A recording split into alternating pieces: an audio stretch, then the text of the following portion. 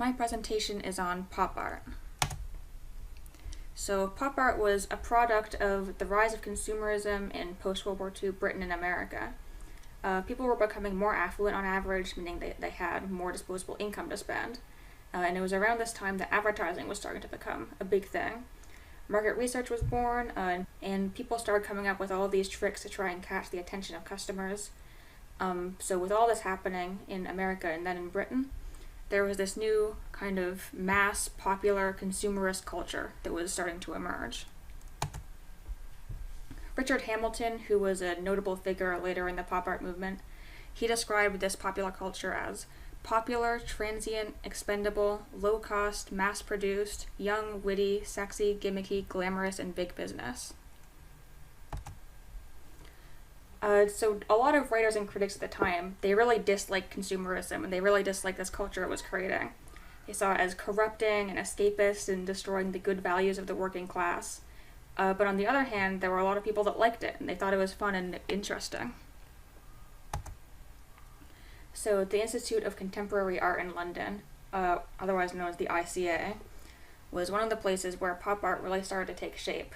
The Independent Group, which is a group of artists and writers who became very important in the creation of pop art, they gathered in the ICA.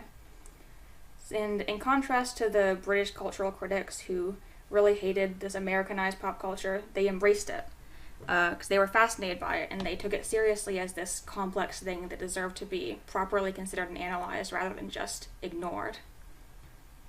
This piece over here, just what is it that makes today's home so different, so appealing, is one of the earliest pieces of iconic pop art made by Richard Hamilton. So art historian Robert Rosenblum described pop art as representing mass-produced images and objects by using a style that is also based upon the visual vocabulary of mass production.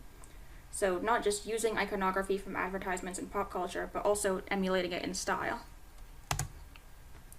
Pop art broke down the distinction between fine arts and popular culture.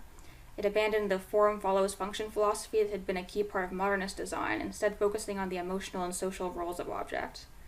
And there was a focus on technology and progress rather than classical forms, and as previously mentioned, an embracing and emulating of popular culture and advertising.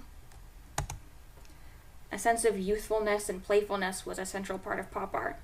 It wanted to be eye-catching, so there were bright colors and bold, noticeable designs that were used to achieve this. And there was also, of course, lots of iconography from popular culture.